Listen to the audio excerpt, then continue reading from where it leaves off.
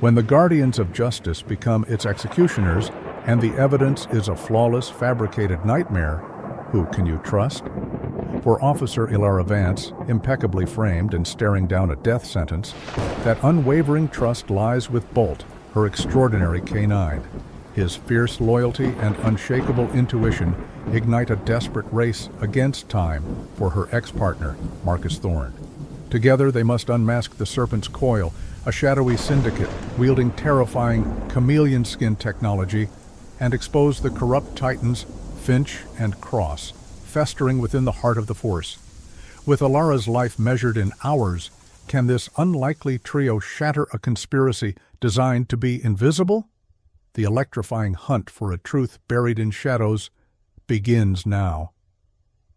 The fluorescent lights of Courtroom 3B hummed a discordant symphony, casting a sterile, unforgiving glare upon Ilara Vance. She sat ramrod straight in the defendant's chair, her face a mask of stoic disbelief, a stark contrast to the maelstrom raging within. Each word from the prosecutor, each piece of irrefutable evidence presented, felt like another shovel of earth upon a prematurely dug grave. The case against her was a masterpiece of malicious artistry. Security footage, crystal clear and damning, showed her, or an exact likeness, at Ethan Shaw's penthouse at the precise moment of his murder. The murder weapon, a sleek, untraceable pistol, bore her fingerprints, flawlessly lifted and catalogued. A terrified neighbor, eyes wide with rehearsed fear, swore she'd seen Ilara fleeing Shaw's building on that fatal night, her silhouette unmistakable under the flickering streetlights. Layer upon insidious layer, the evidence constructed an impenetrable fortress of guilt. No cracks, no inconsistencies, just a smooth, polished facade of absolute certainty. Ilara knew, with the unshakable conviction of her own soul, that she'd never set foot in Shaw's opulent apartment, never touched that gun, never been near that building. But the trial, a juggernaut of procedural formality, had no appetite for her truth. Her carefully prepared defense, highlighting her alibi and the sheer impossibility of her involvement, was systematically dismantled, dismissed as the desperate fabrications of a cornered killer. Inspector Julian Cross, his face a study in grim self-righteousness, stood as the prosecution's unyielding sentinel. He was the architect of this investigation, the public face assuring the media, with chilling conviction, that the evidence against Officer Ilara Vance was undeniable, overwhelming, and absolute. Every news bulletin, every headline echoed his pronouncements, cementing her guilt in the public consciousness. The entire process moved with an unnerving velocity, a chilling smoothness that bespoke meticulous orchestration. It was as if a hidden hand was guiding every player, every piece on the board, towards a predetermined checkmate. In the spectator section, Marcus Thorne, Ilara's former partner and mentor, sat like a man carved from stone. His eyes, usually alight with keen intelligence, were narrowed, expressionless, but beneath that impassive surface, a tempest of disbelief and fury gathered. Ilara Vance, a murderer? It was unthinkable. She was, without question, one of the finest officers he'd ever had the privilege to work with, a woman who pursued justice with a relentless intellect and an unwavering moral compass. He'd seen her risk her life for strangers, weep for victims, and dedicate countless sleepless nights to cracking the most labyrinthine cases. This wasn't her. This couldn't be her. Suddenly, a sharp, anguished bark tore through the tense courtroom silence. Heads swiveled. Bolt, Ilara's loyal K-9 partner, a magnificent Belgian Malinois with a coat like polished obsidian, was being forcibly led out by a bailiff. The dog, however, was having none of it. He braced his powerful legs, his body rigid, a low, fierce growl vibrating in his chest. His paws scraped against the slick linoleum, a desperate bid for purchase. Bolt's intelligent amber eyes locked onto Ilara, a silent plea, a furious protest against this travesty. It took 2 more officers to finally drag the thrashing, whining K-9 from the room, his gaze never leaving Ilara, as if trying to physically hold her there, to protect her from the fate that awaited. Ilara allowed herself one last fleeting glance at Bolt, a dull, crushing ache blossoming in her chest. It wasn't the prospect of death that terrified her, but the agonizing certainty that the truth, her truth, would be interred alongside her, buried forever under the weight of manufactured lies. The gavel fell. Guilty. The word echoed, a death knell for justice. Once Ilara was incarcerated, sentenced to an expedited execution due to the heinous nature of her crime against a fellow officer, a narrative deftly spun by Cross, Bolt was transferred to a different K-9 unit. The officers in his new precinct, accustomed to the breed's discipline and drive, quickly recognized that this was no ordinary Malinois in mourning. Bolt, a K-9 prodigy rigorously trained and impeccably disciplined, was now a shadow of his former self. He was utterly distracted, his focus shattered. Every command from his new handler was met with a vacant stare or a half-hearted, delayed response.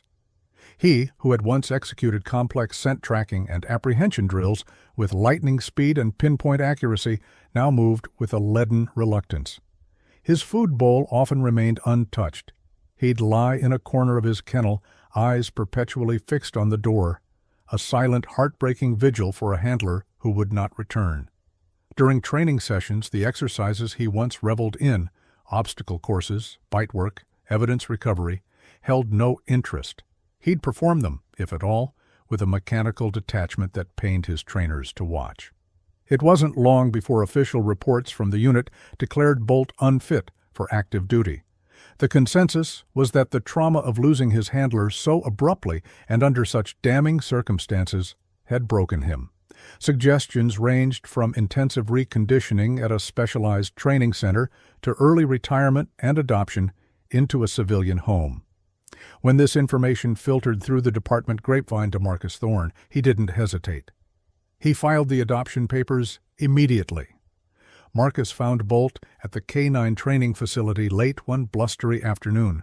The dog lay unnervingly still in his kennel, a dark shape against the gray concrete, unmoving even as Marcus approached. Grayson crouched, extending a hand slowly, letting Bolt catch his scent. He gently placed his hand on the dog's head, feeling the slight tremor that ran through his powerful frame. "You remember Ilara, don't you, boy?" Marcus murmured, his voice soft, laced with an empathy that seemed to penetrate Bolt's wall of grief.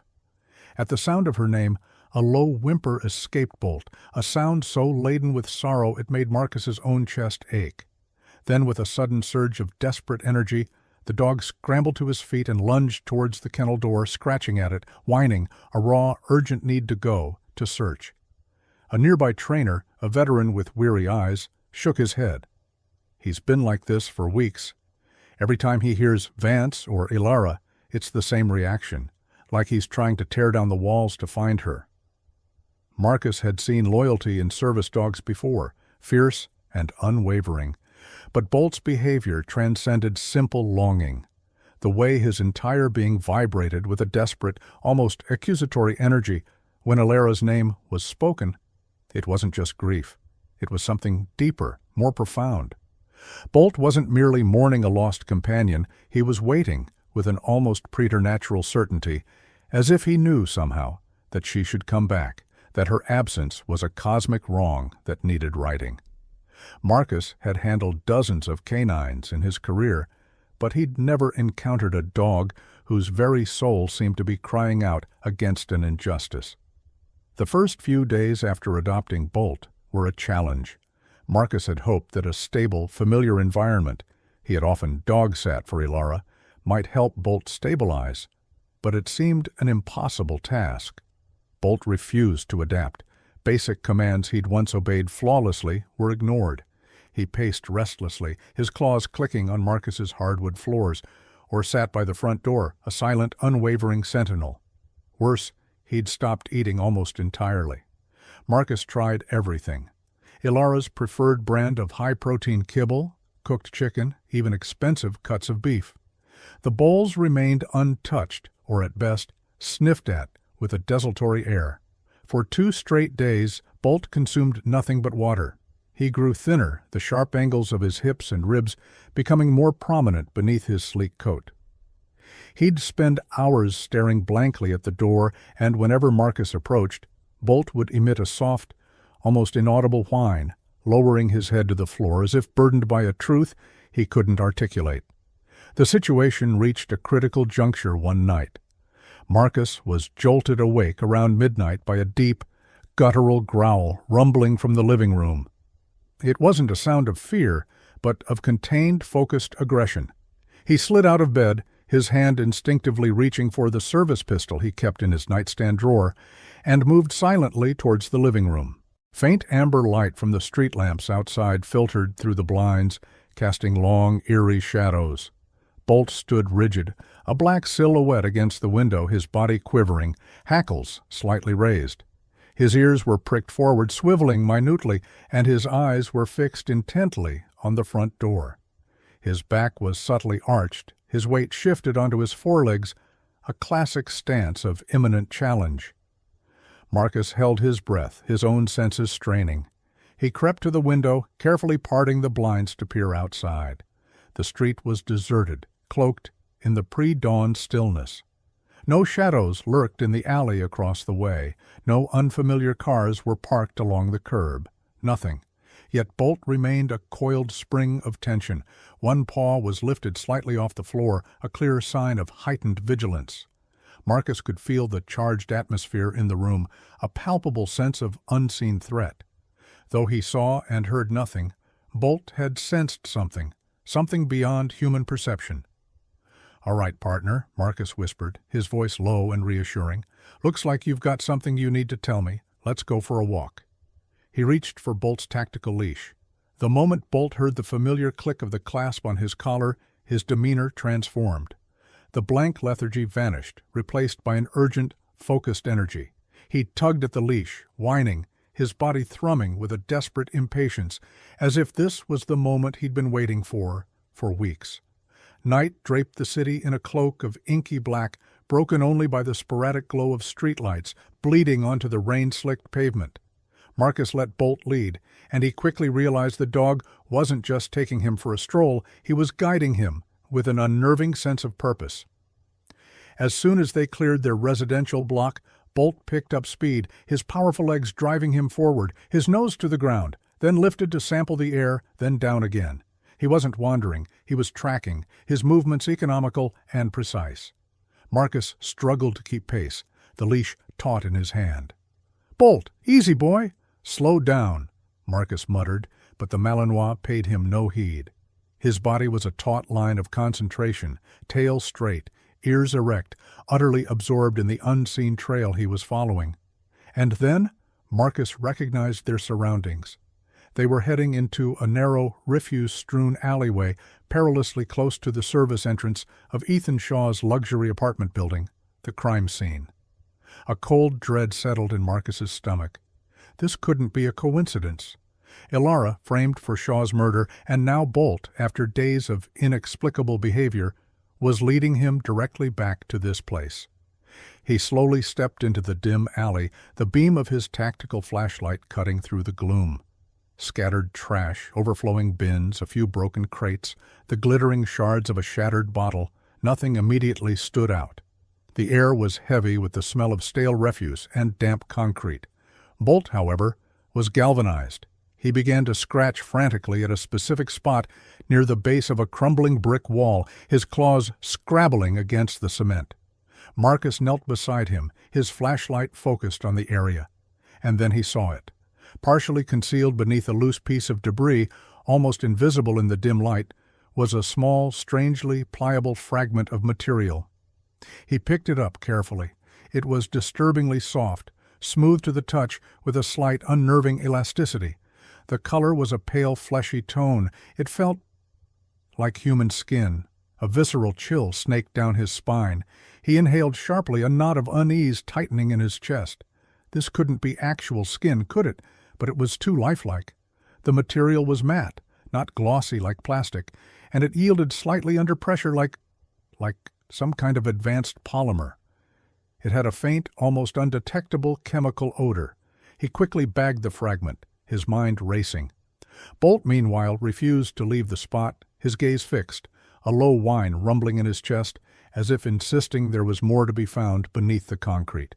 Marcus tried digging around with his hands, then with a discarded piece of wood, but found nothing else obvious.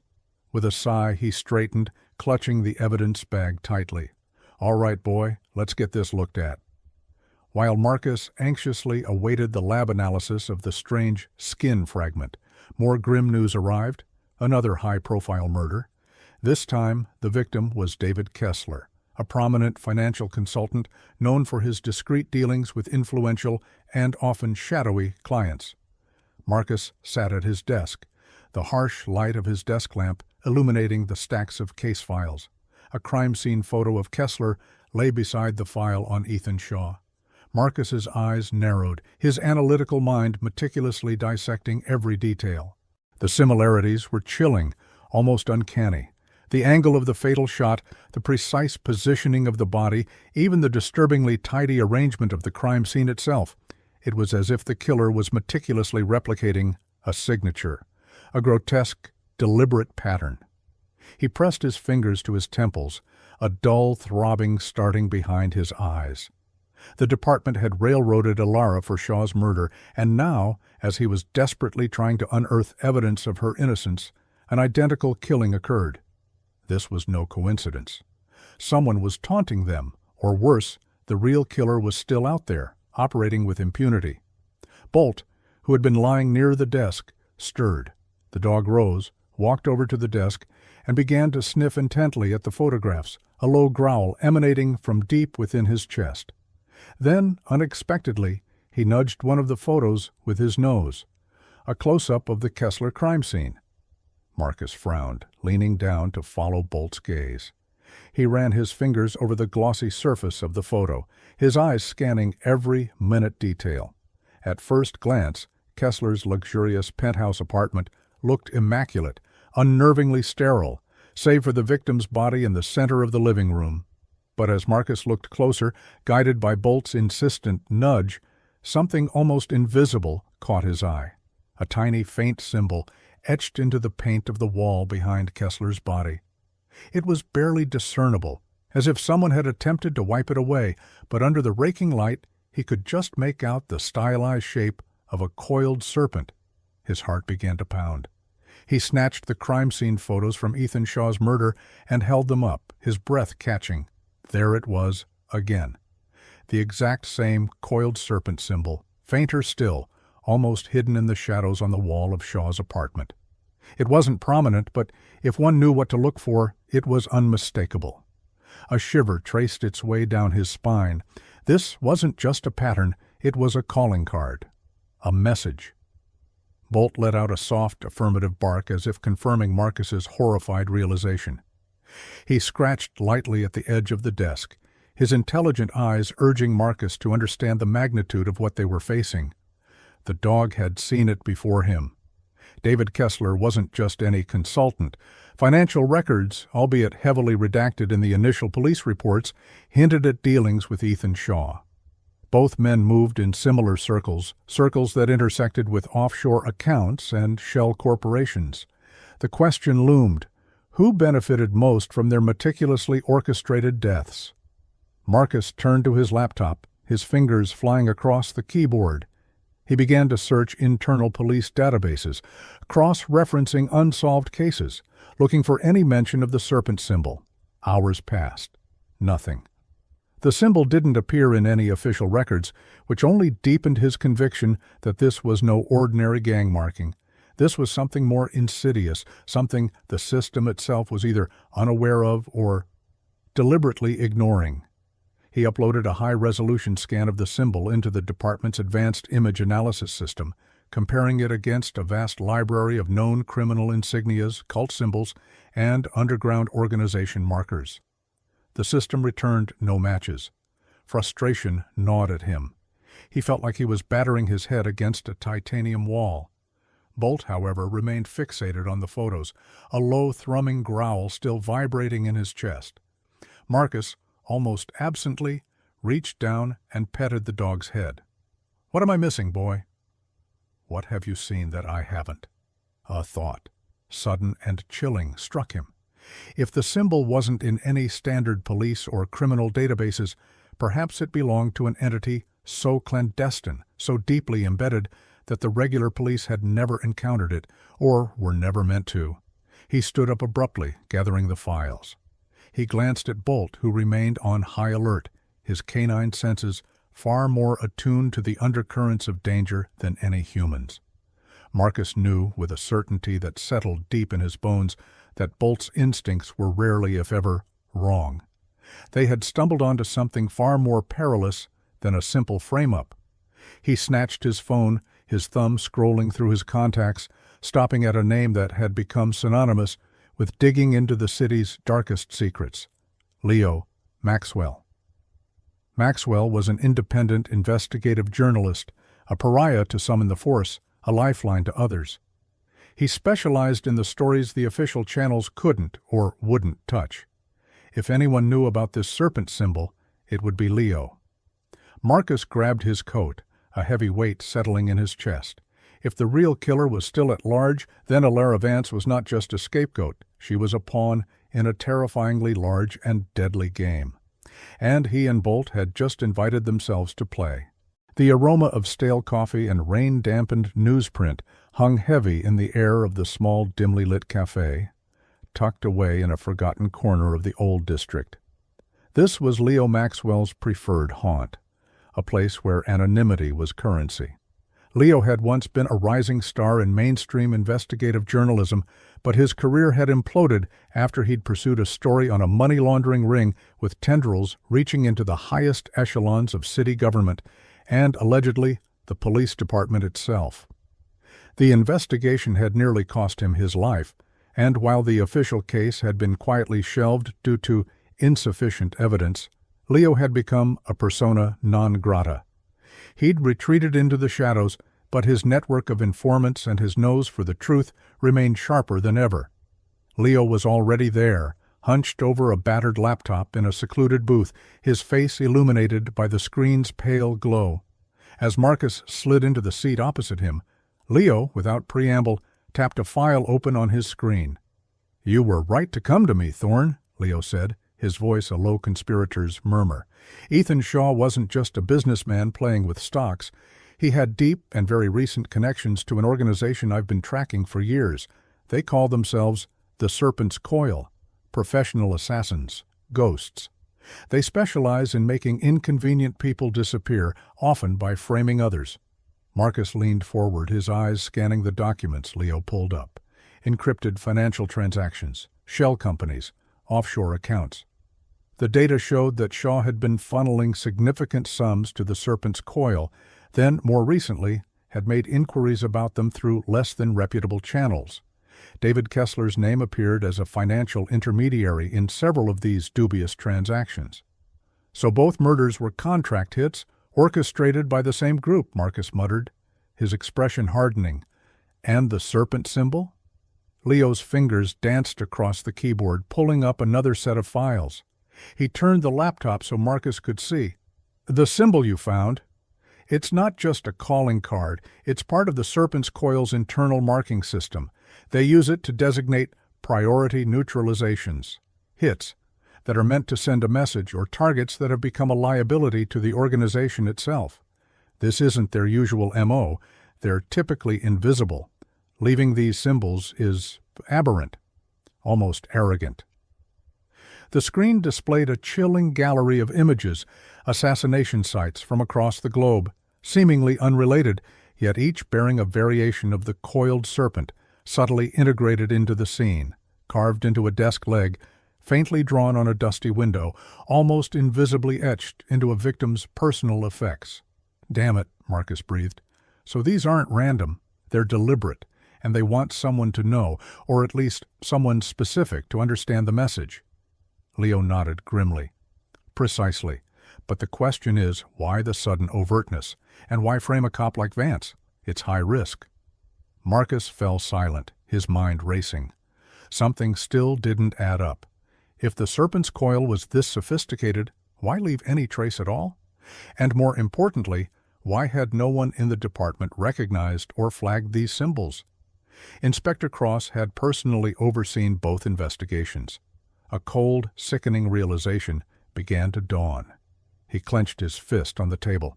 Leo, the department. No one mentioned these symbols in any official report. Cross was lead on both Shaw and Kessler. If I noticed it, a trained investigator like Cross must have, unless— Leo's sharp eyes met his— unless someone within the department is actively suppressing it, or worse, is on the Serpent's Coil's payroll.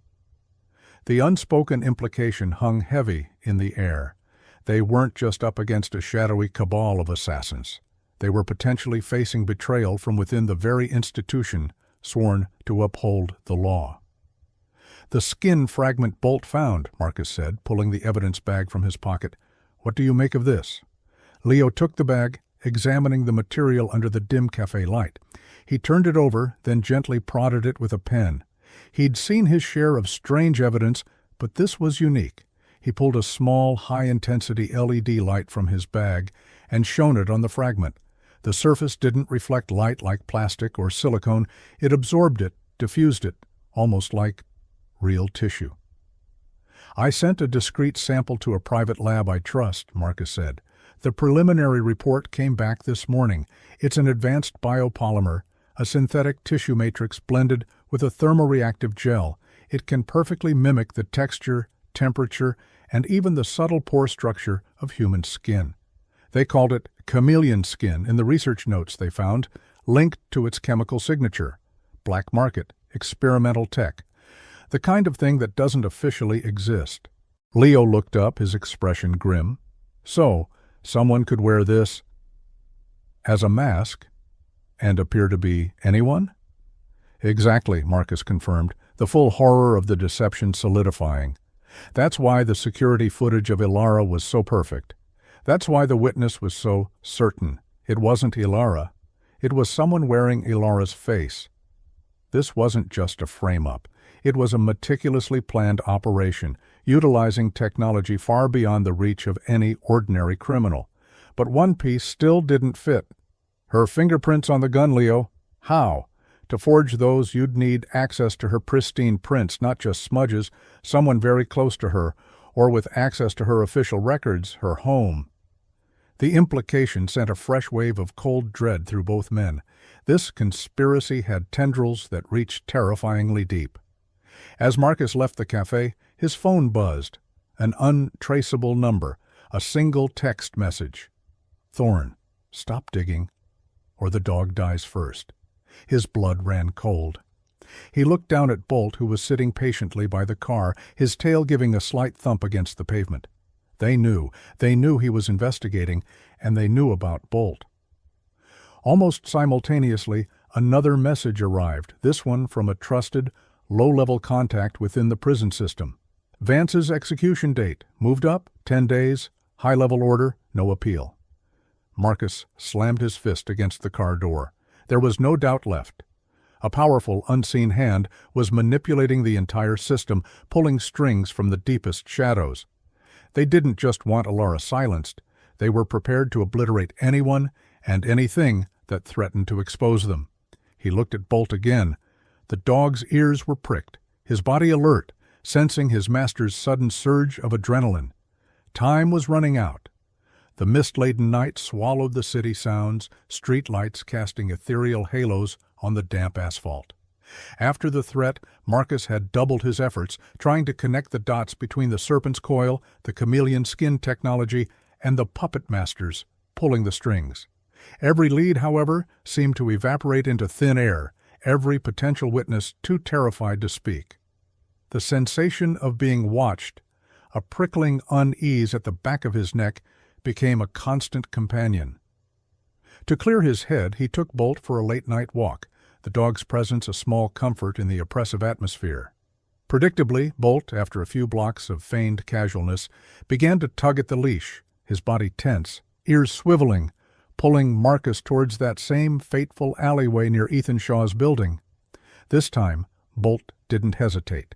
He bolted into the alley, Marcus scrambling to keep up, and began to dig furiously in a different spot, a neglected recess beneath a rusted fire escape. Dirt and debris flew as the powerful Malinois excavated with focused intensity. Under the beam of Marcus's flashlight, something dark and leathery emerged from the disturbed earth, a black leather glove caked in dust and ominously stained with what looked like dried blood. Marcus's heart hammered against his ribs. He carefully bagged it. This wasn't in any of the official evidence logs. Someone had deliberately hidden it, or more likely, missed it in a hasty cleanup. If this was what he suspected, the forensic lab, working on an anonymous tip from Leo Maxwell, who had contacts willing to expedite unofficial samples, confirmed his worst fears and highest hopes. The blood on the glove was not Alara Vance's, nor was it Ethan Shaw's.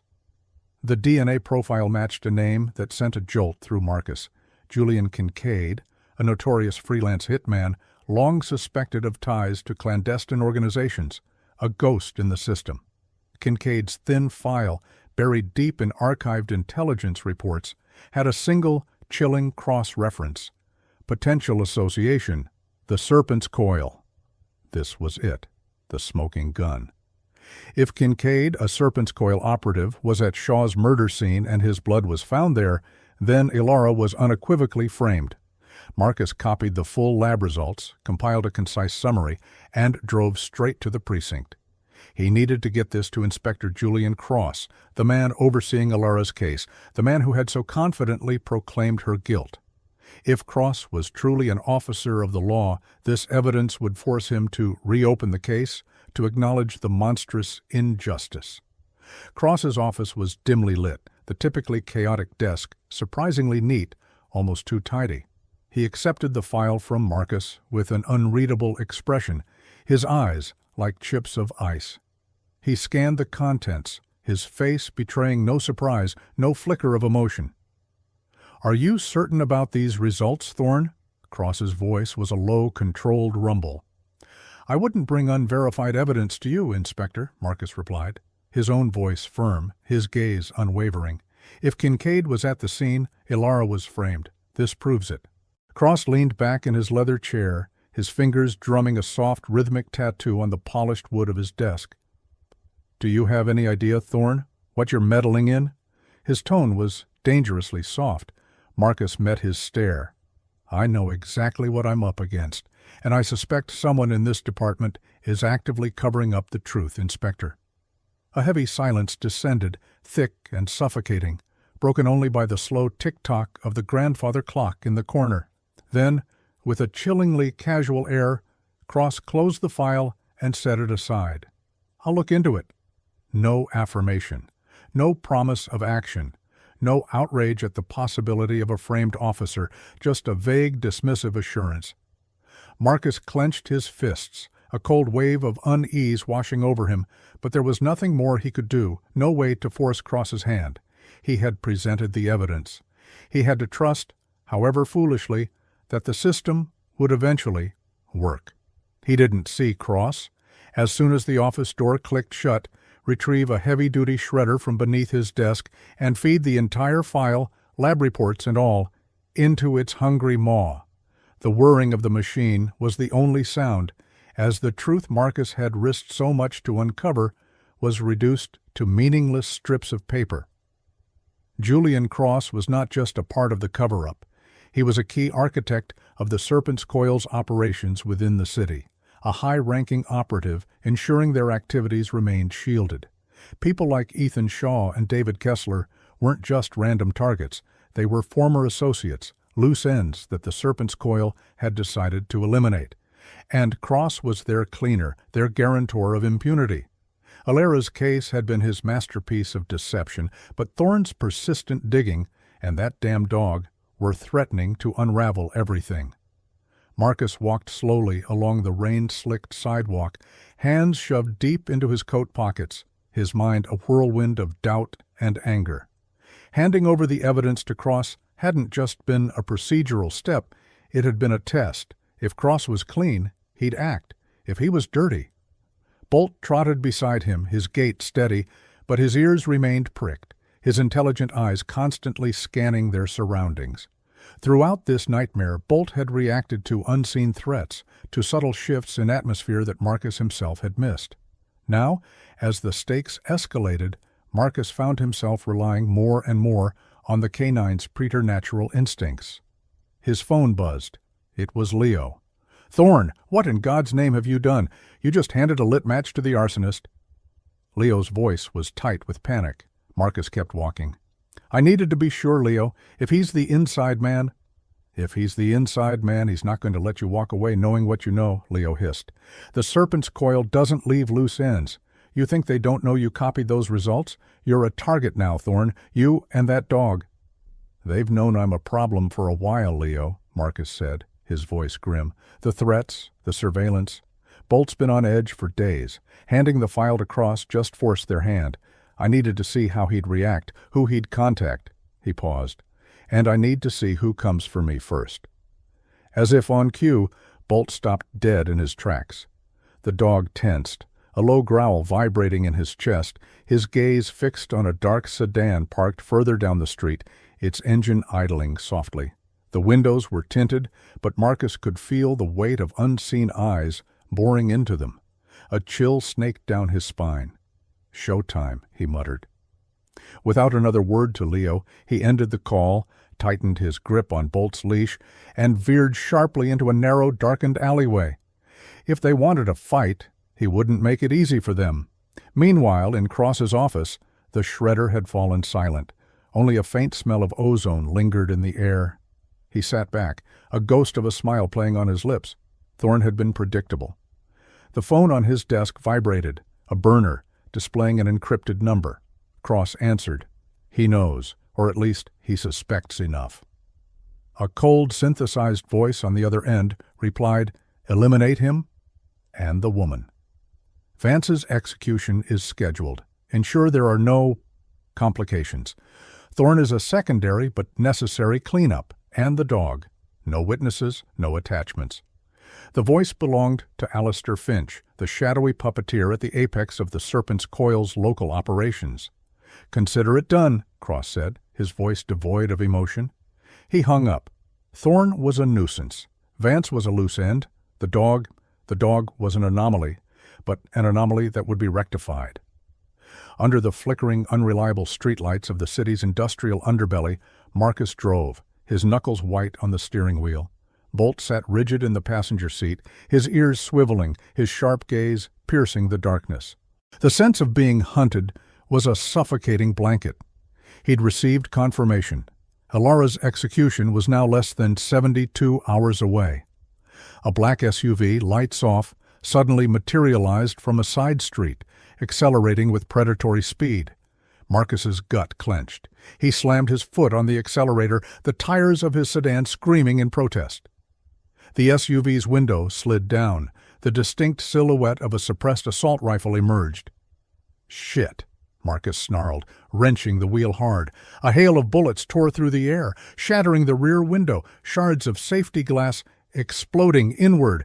Bolt, with astonishing speed, ducked low, pressing himself against the floorboards, but his eyes, glinting in the darkness, remained fixed on their pursuers. Marcus swerved into a labyrinthine network of narrow alleyways, the pursuing SUV, surprisingly agile for its size, sticking to their tail like a malevolent shadow. Bullets sparked off the brick walls, ricocheted off dumpsters.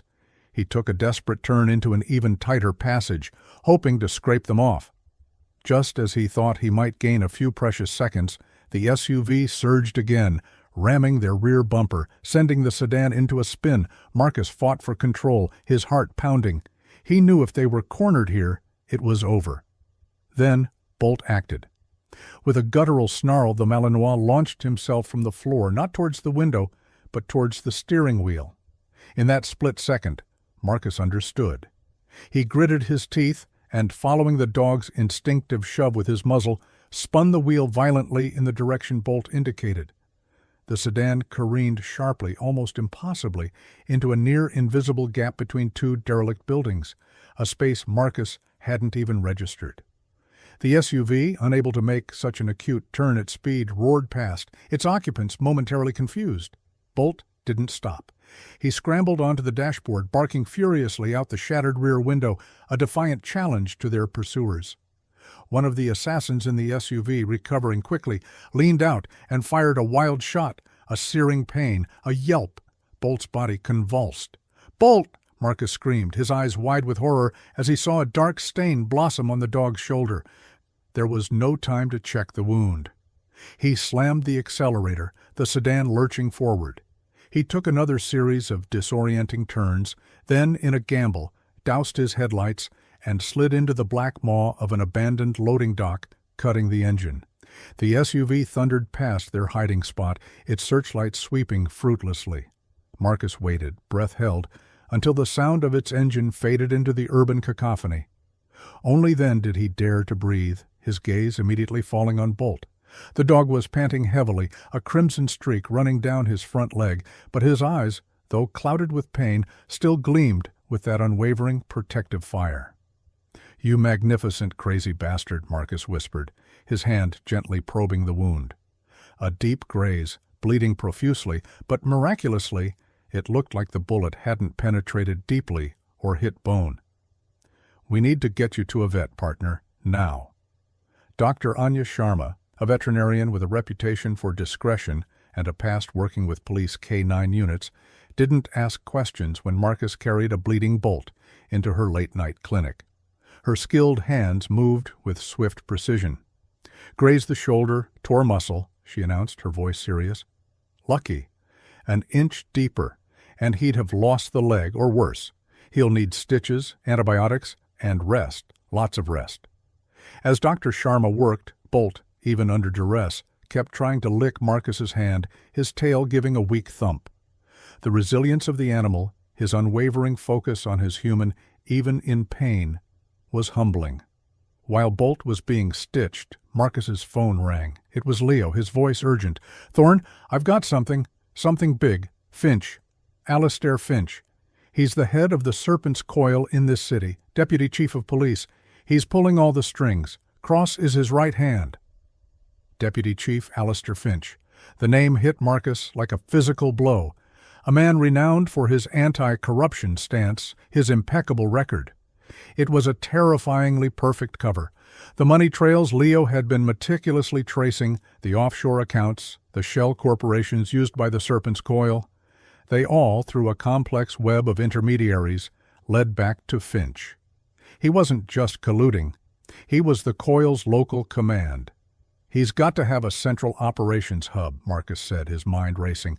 "A place where they coordinate, where they might be holding Ilara." "I'm working on it," Leo replied. "There are whispers, an old decommissioned city records warehouse out by the industrial parks. Finch acquired it through a shell company years ago. It's off the books, isolated. If they're holding her anywhere before the execution, it would be there." Just then, another bombshell. A trusted informant within the corrections department, risking everything, messaged Marcus. "Vance, not in her cell. Log shows transfer to secure federal facility for pre-execution protocol. No such protocol exists. Vanished from system an hour ago." Finch wasn't waiting for the official execution. He was going to make Ilara disappear, and that isolated warehouse was the most likely place. Dr. Sharma finished with Bolt. "He's tough, but he needs to stay off that leg. No heroics." Bolt, as if understanding, whined softly, then nudged Marcus's hand, his eyes fixed on the door, on the world outside where Ilara was still in peril. Marcus looked at the K-9, then at the grim resolve in his own reflection in the clinic window. Heroics, it seemed, were the only option left. The decommissioned city records warehouse loomed like a forgotten monolith in the heart of the decaying industrial park, its darkened windows like vacant eyes staring out into the oppressive night. Marcus, with Leo navigating via encrypted GPS and Bolt surprisingly steady in the back seat, despite Dr. Sharma's explicit instructions, approached with extreme caution. Leo had managed to access Finch's heavily encrypted communications through a back door he'd cultivated years ago. The chatter confirmed it. Ilara Vance was inside, awaiting a final disposition before dawn. Finch himself was overseeing it. 2 guards, main entrance, Leo murmured, zooming in on a grainy satellite feed on his tablet. Thermal shows at least 4 more inside, plus 2 heat signatures in what looks like a reinforced central office. Finch and Vance has to be. Marcus parked a discreet distance away, cutting the engine. The silence that descended was heavy, broken only by Bolt's soft, controlled breathing. "This is a fortress, Thorne," Leo said, his voice low. "We go in loud. She's dead before we clear the first hallway." "We don't go in loud," Marcus replied, his gaze meeting Bolt's in the rearview mirror. The dog's ears were pricked, his body alert, a low thrum of anticipation emanating from him. His injured shoulder was tightly bandaged, but his spirit was undimmed. "He can get us closer," Marcus said, nodding towards Bolt. "Create a diversion, draw them out. While they're focused on him, we slip in." Leo looked skeptical. "He's injured, Thorne." "He's also the best chance we have," Marcus stated flatly. He opened the car door, and Bolt, with only a slight stiffness, followed him out, his eyes already scanning the perimeter of the warehouse, his nose twitching. Marcus outlined the plan. Bolt would approach from the west, using the dense overgrowth and scattered industrial debris as cover, and create a disturbance at a secondary access door, a fire exit Leo had identified. The guards, likely jumpy and expecting trouble from any quarter but a lone dog, would hopefully investigate. That would be their window. Bolt seemed to understand. As Marcus gave the silent hand signal, the Malinois melted into the shadows, moving with a stealth that belied his size and his injury. Marcus and Leo, armed and clad in dark tactical gear, circled around to the east, positioning themselves near a ventilation shaft Leo had marked as a potential, albeit risky, entry point. Minutes stretched into an eternity. Then, a series of sharp, aggressive barks echoed from the west side of the warehouse, followed by the unmistakable sound of metal rattling, Bolt, no doubt, worrying the fire exit. "Showtime," Marcus whispered. As predicted, 2 guards from the main entrance, weapons drawn, jogged heavily towards the sound of the commotion. "What the hell was that? Coyotes!" one grunted. "Or Thorne's damn dog," the other snarled. "Finch wants it neutralized if spotted." This was their chance. Marcus and Leo moved swiftly. The ventilation shaft cover was rusted but yielded to Marcus's pry bar with a groan. The shaft itself was narrow, dusty, and pitch black. They crawled, senses straining, until Leo, referencing a downloaded schematic on his wrist-mounted device, indicated they were above a little-used storage corridor. Inside the warehouse, Elara Vance was bound tightly to a cold metal chair, the harsh glare of a single bare bulb illuminating her bruised and bloodied face. Her body ached, her spirit was battered, but her eyes, when she met Alistair Finch's cold, appraising gaze, still held a spark of defiant fire. Finch, impeccably dressed despite the squalid surroundings, circled her like a patient predator. "You've been remarkably resilient, Officer Vance. I almost admire it." He picked up a heavy-duty syringe from a nearby table, its contents glinting ominously. "A pity it has to end this way, a simple overdose. Tragic, but untraceable. You'll be listed as another casualty of the system you so foolishly tried to fight." Ilara's voice was a hoarse whisper. "You won't get away with this, Finch." Finch chuckled, a dry, humorless sound. "My dear Ilara, I already have. For years." He moved closer with the syringe. "Any last words? Not that anyone will hear them." Just as he was about to administer the lethal injection, a thunderous crash erupted from the corridor outside the makeshift interrogation room, followed by shouts and the distinct, terrifying snarl of an enraged Malinois. Finch froze, his eyes darting towards the door. "What in damnation?" The door burst inwards, not from a human kick, but from the impact of a hurled body, one of Finch's guards, sent flying by an unseen force. Framed in the doorway, silhouetted against the dim corridor light, was Bolt. His injured shoulder was bleeding afresh, his fur matted, but his eyes burned with a primal fury. He was a demon unleashed. Before Finch or his remaining guards could react, Bolt launched himself. He didn't go for Finch immediately. With tactical brilliance, he streaked past the deputy chief and slammed into the guard closest to Ilara, the one holding a taser, sinking his teeth deep into the man's weapon arm, eliciting a scream of agony. The taser clattered to the floor. Chaos erupted. Marcus and Leo stormed in, weapons blazing, using the initial shock of Bolt's attack as cover. Gunfire echoed in the confined space. One of Finch's men went down, clutching his leg, as Leo's shot found its mark. Marcus engaged the other, a brutal close-quarters struggle. Finch, momentarily forgotten in the melee, saw his chance. He lunged for Ilara, the syringe still in his hand, intending to silence her amidst the chaos. But Bolt, disengaging from the first guard with a savage twist, saw the movement. Despite his grievous wounds, despite the pain that must have been tearing through him, he hurtled across the room, a black streak of pure protective instinct. He intercepted Finch mid-lunge, not with a bite, but with the full force of his body, slamming into Finch's side like a canine battering ram. Finch roared in pain and surprise as he stumbled, the syringe flying from his grasp, shattering against the concrete floor. He backhanded Bolt viciously, sending the dog skidding across the room with a pained yelp. Ilara, seeing Bolt fall, felt a surge of adrenaline override her pain. With a desperate wrench, she strained against her bonds, her wrists screaming in protest. Marcus, having dispatched his opponent, saw Finch scrambling for a fallen pistol. "Finch! Don't!" But Finch was desperate. His hand closed around the weapon. It was Bolt, struggling back to his feet, who reacted first. With a sound that was more roar than bark, he launched himself one last time. He didn't go for an arm or a leg. He went for the gun hand, his jaws clamping down with ferocious power. Finch screamed, a high-pitched sound of pure agony, as bones crunched. The gun clattered uselessly away. Marcus was on Finch in an instant, a knee to his chest, the muzzle of his pistol pressed hard against Finch's temple. "It's over, Finch." Leo, covering the remaining injured guard, nodded curtly. "Clear." Sirens wailed in the distance, growing rapidly closer. Leo had triggered a silent alarm to Ben Rourke, Marcus's one trusted contact still on the force, as soon as they'd breached the warehouse. Ilara, finally managing to snap one of her frayed restraints, looked not at Finch, not at Marcus or Leo, but at the broken, bleeding form of her canine partner.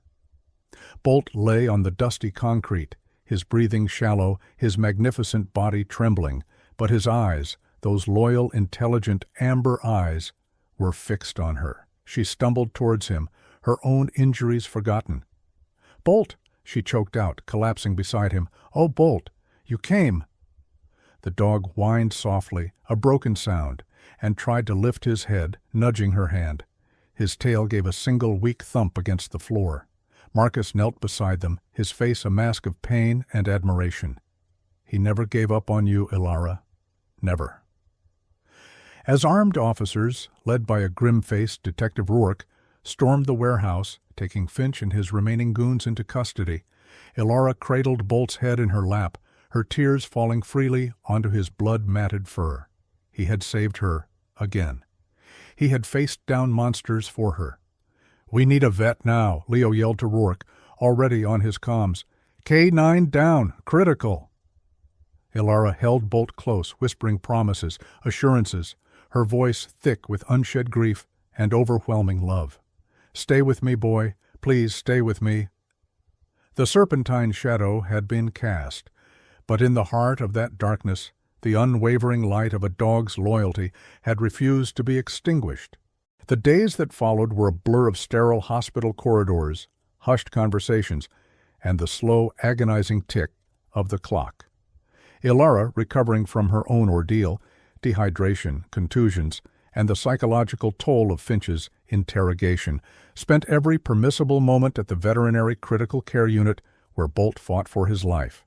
He had sustained multiple gunshot wounds, severe internal bruising from Finch's brutal kicks, and significant blood loss. The prognosis was guarded.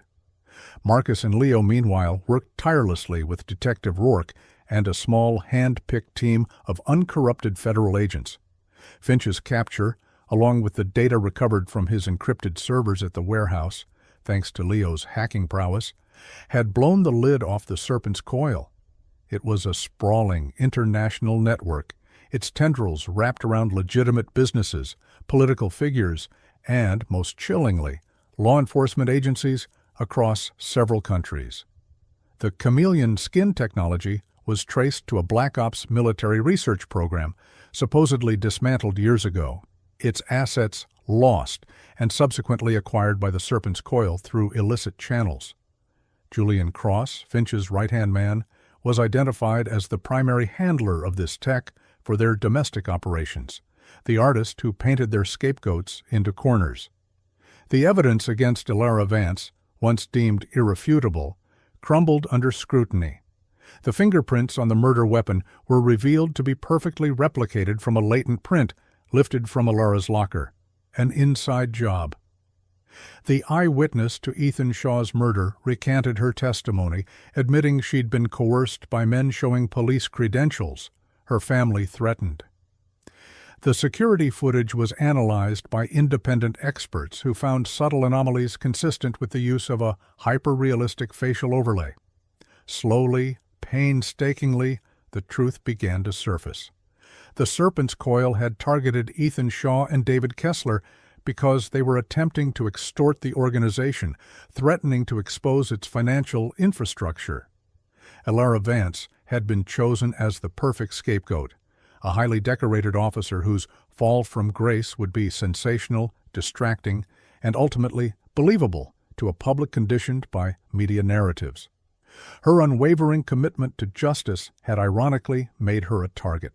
Finch and Cross knew she was too good, too incorruptible, and if left unchecked, might eventually stumble upon their operations.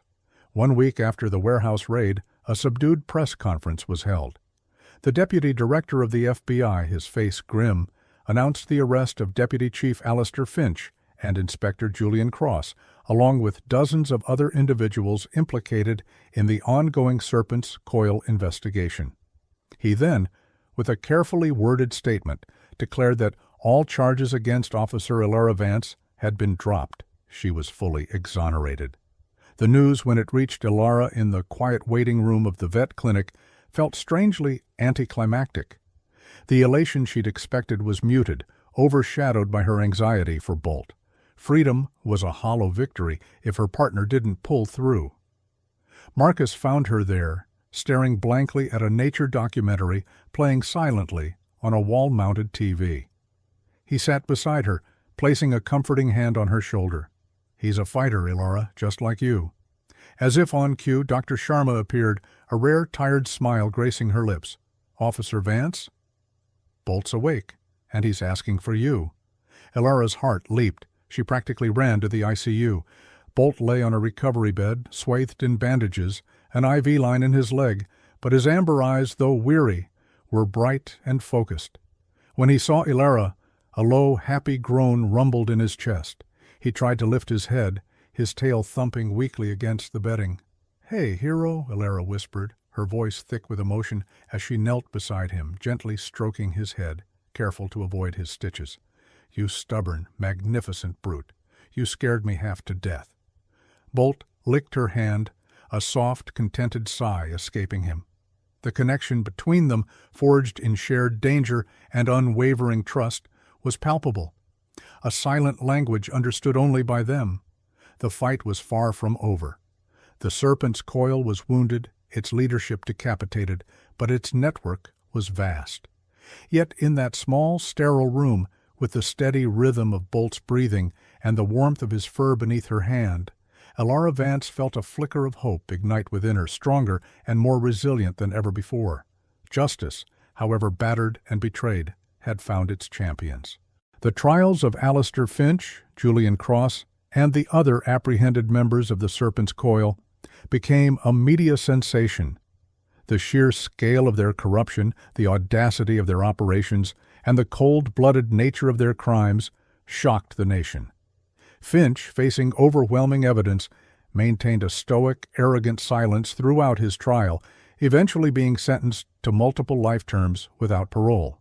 Cross, in a desperate bid for a lighter sentence, attempted to cooperate, offering details that further unraveled the Coil's international network, but his intimate involvement in the framing of Ilara and other heinous acts earned him a similar fate. Elara Vance, after a period of mandatory leave and therapy, was reinstated to the force with full honors and a promotion to detective. She could have chosen a quieter path, a desk job far from the dangers she'd endured. Instead, she requested to lead a new task force, specifically designed to investigate and combat complex organized crime and corruption within public institutions, a unit born from the ashes of her own ordeal. Marcus Thorne became her second-in-command, their partnership reforged in the crucible of shared trauma and a relentless pursuit of truth. Leo Maxwell, his reputation vindicated, published a best-selling exposé on the Serpent's Coil, his work earning him a Pulitzer and a renewed platform to continue his vital investigative journalism. Detective Ben Rourke, for his courage and integrity, was promoted to head the Internal Affairs Division, tasked with rooting out the remaining vestiges of corruption Finch and Cross had cultivated. And Bolt? Bolt became a legend. His recovery was slow but steady. He would never regain full mobility in his injured shoulder, ruling out a return to the most physically demanding aspects of K-9 work. But his spirit, his intelligence, and his incredible bond with Elara were undeniable. The department, in an unprecedented move, created a new role for him, K-9 ambassador and therapy dog for the force, working alongside Elara in community outreach, visiting schools, and providing comfort to officers and victims dealing with trauma. He also became an invaluable asset to Elara's new task force, his exceptional nose and uncanny ability to sense deception, often providing insights that human investigators missed. A year after her exoneration, Elara stood on a sun-drenched podium in the city's main plaza. A special ceremony was being held to honor the K-9 units of the police department, and Bolt was the guest of honor. Hundreds of officers, city officials, and grateful citizens had gathered. As Elara gently fastened a specially commissioned Medal of Valor around Bolt's neck, the crowd erupted in a sustained, heartfelt applause. Bolt, looking regal despite his slight limp, nuzzled Elara's hand, then sat proudly, his amber eyes scanning the appreciative faces, a soft woof escaping him as if in acknowledgement. Later that evening, Elara and Bolt sat on the porch of her small, newly acquired house, a quiet haven far from the city's clamor. The setting sun painted the sky in hues of orange and purple. Bolt lay at her feet, his head resting on her boots, his breathing deep and even. "We did it, boy," Elara whispered, stroking his soft ears. "We really did it." Bolt looked up at her, his tail thumping a gentle rhythm against the wooden planks. In his eyes, she saw not just loyalty, but a profound understanding, a shared journey through darkness into light. The serpentine shadows of corruption might always lurk, but they had proven that even the most insidious evil could be brought down by courage, by truth, and by the unbreakable bond between a woman and her extraordinary dog. The fight for justice was perpetual, but with Bolt by her side, Elara Vance knew they were ready for whatever came next. Phew. What an incredible fight Elara, Marcus, and the heroic Bolt waged against Finch, Cross, and the Serpent's Coil. Did that chameleon skin tech give you chills? And wasn't Bolt's loyalty absolutely breathtaking? What was your most gripping moment? Let us know in the comments below. If your heart is still racing and you're craving more stories packed with high-stakes action, unbreakable bonds, and shocking twists, then smash that like button, hit subscribe, and ring that notification bell. You won't want to miss the electrifying adventures we have coming your way. Thanks for being part of the story.